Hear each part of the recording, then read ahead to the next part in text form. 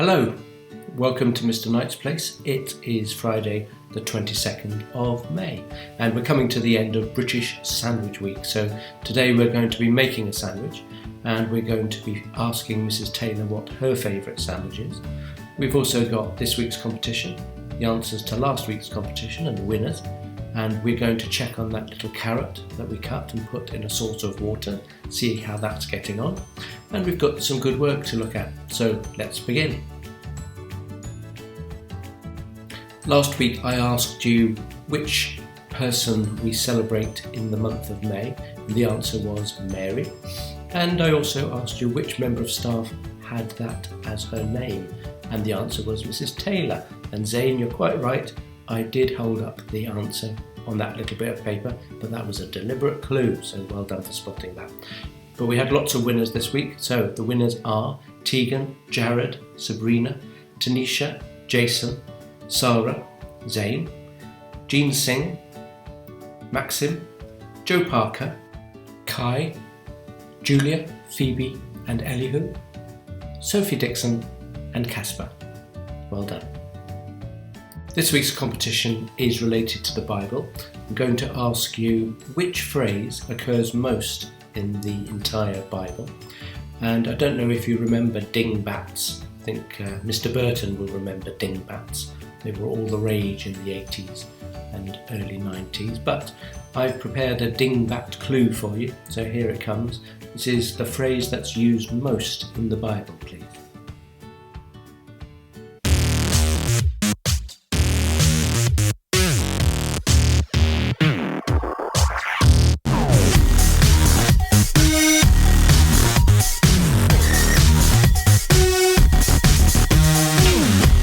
And if you can find out for me how many times that phrase occurs in the Bible, then you'll find that that's a very interesting number. So for a bonus point, can you find out how many times that actually occurs in the Bible and why that number is interesting? Good luck.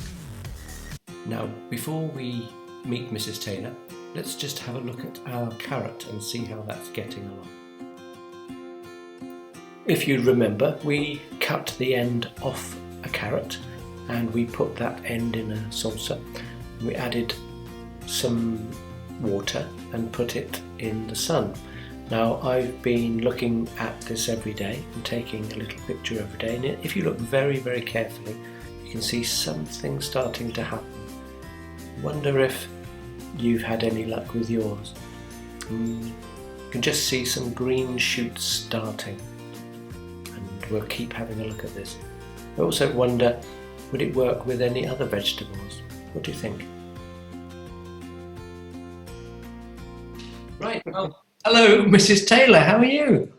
I am fine, thanks. Hello everybody. Yes, good to see you. You look well. Thank you, so do you. Are you well? I'm fine, absolutely fine, thank you very much. I hope you are too. Pleased to hear that. Yes, we are fine, thank you. Good. Now, we've got some questions for you this morning, Mrs. Taylor. I thought you would. Because we're doing a feature on sandwiches this week, because it's British Sandwich Week. So our first question, and we want all the details here, we want your ultimate favourite sandwich. Well, it's pretty simple actually. It's just a prawn mayonnaise sandwich I like really, and that's just with prawns, mayonnaise, a bit of black pepper, because I love black pepper.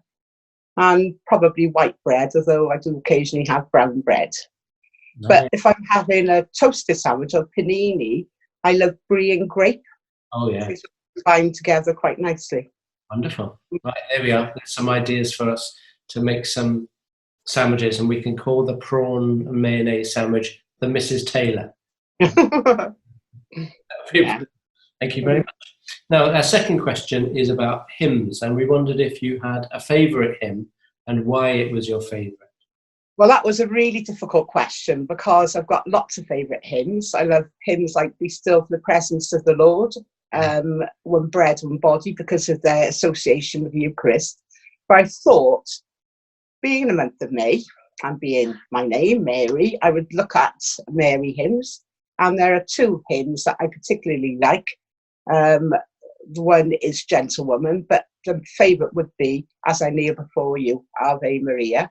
And basically, because of the simple words, as I kneel before you, as I bow my head in prayer, take this day, make it yours, and present me to the Lord. And then the chorus is the Hail Mary, the first parts of the Hail Mary, the words which Angel Gabriel and Elizabeth greeted Mary with. And interestingly, my second name is Elizabeth, so that's two connections there. We are finding out about you.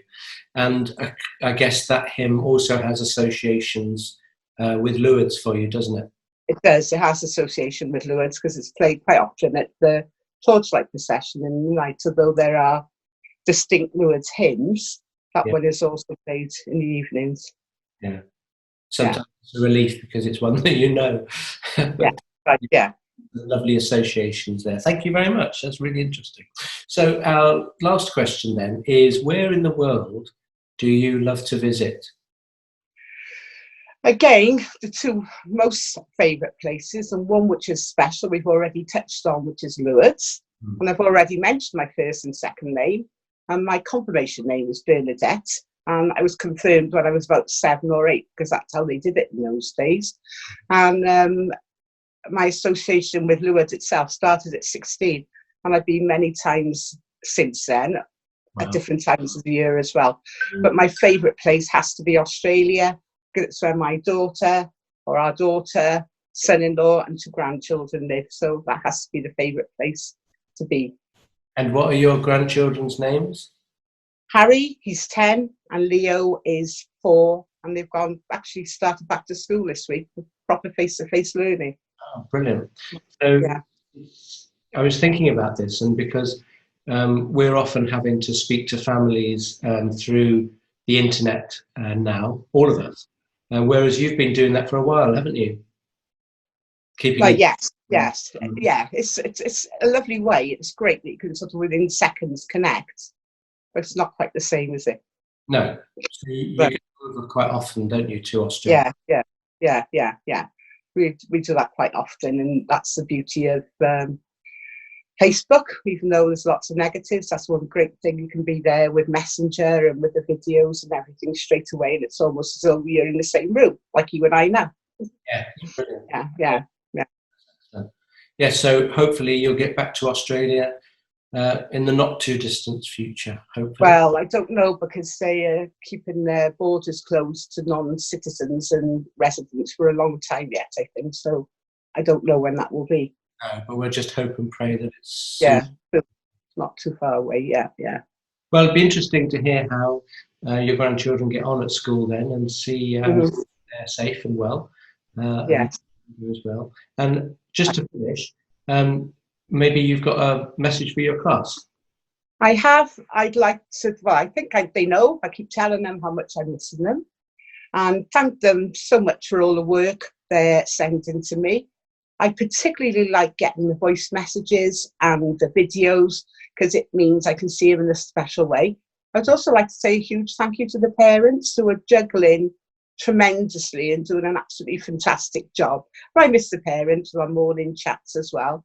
And just to say, keep safe, keep washing your hands, and God bless you all, and I miss you all. Thank you. Bye. Lovely. Thank you, Mrs. Taylor. It's been lovely to see you and speak to you. And we'll catch up again soon. Yeah, thank you. Bye. Take care. Bye. Now, as I mentioned, it's British Sandwich Week this week, so we are going to be recreating one of our favourites from McDonald's. Yes, we're going to do the sausage egg McMuffin, which is a great breakfast treat every now and again. Now, we're going to use things that you will find in the local shop. These are muffins. You're going to use some processed slices of cheese and some sausage meat. This is regular pork sausage meat, but if you want the halal version, there are plenty of halal sausages available from the supermarket. You can just take the meat out of those. You're going to need 75 grams. And then we're going to also need an egg, and I've got a frying ring here. There's plenty available on Amazon. This one actually isn't very good, but there we are. Take your 75 grams of sausage meat and roll it into a ball. Now I'm going to add some flour because it's less sticky, and then I'm going to make it into a patty. Just try and make that as round as you can, just using your fingers. And once you're happy with that, we're going to heat up the frying pan and put a little bit of vegetable oil in there, and we're going to fry our patty. And then while that's frying over a medium heat, you're going to toast the muffins. You don't need to, that you can have them untoasted, it's up to you. Then we're going to turn over the patty, start thinking about our egg, so we can move that over to the side of the pan. I've cracked the egg into a measuring jug beforehand, and I've put oil on this ring so that it doesn't stick too much, and then pour the egg into the ring and it should start frying nicely straight away. Once it's fried for a couple of minutes, I'm going to remove the cylinder then, because otherwise I find if you leave it on too long it can stick to it a bit too much, and you don't want that. Then take the cylinder off and you should have a nice round egg, and that will keep its shape then because you've started it off. Give that another couple of minutes and keep an eye on it. And in the meantime, you can put your processed cheese slice on top of the patty to warm a little. Don't need to go too mad. We're going to turn the egg over so that it's cooked on both sides, and then put it all together, and there you have it, the McDonald's sausage and egg McMuffin. Talking of making food, here's a lovely strawberry cake that Noah made with his mum. He's also been working hard on his letters. And you can see this Alicia has made her name with Lego. Kinjal has made his name out of blocks. Malia has done this wonderful giraffe picture and has written in her book as well, the diary. Noah's mum said that before she knew what happened, he'd written the word zoo all on his own. And Oscar's a real hero because not only is he Spider-Man, but he's built a new hospital out of Lego.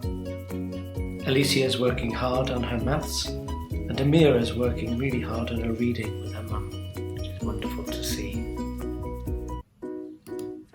Spring wind poem. Spring just came. All the birds sing the same. No more rain. Umbrella go away. Sun on the seas makes flowers grow. Nature shows the power, bro. April gone, we off the school. Wind makes umbrellas full. COVID came, caterpillars too, so clap for NHS crew. Book review.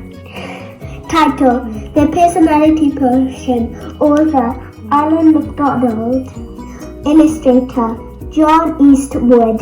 I gave this book 4 out of 5 stars because the story is nice but it's too long. I like it because it has potions, and his uncle made a potion for him, but it wasn't a real one, and it was a trick. Main character: Danny Dooland.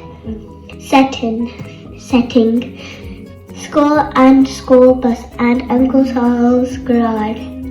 Events: bullion on the bus. Danny Dooland standing up to the bully. Audition. Mrs. Taylor, hope you're well. Today I'm going to recite this prayer in Makaton. Holy Spirit, you are with us when we choose for our good choices and the joy of making them. We thank you for the joy they bring and us and others. We thank you for our wrong choices. We are sorry. To help us take time to think about the consequences of our choices. We ask you to help and guide us. Amen.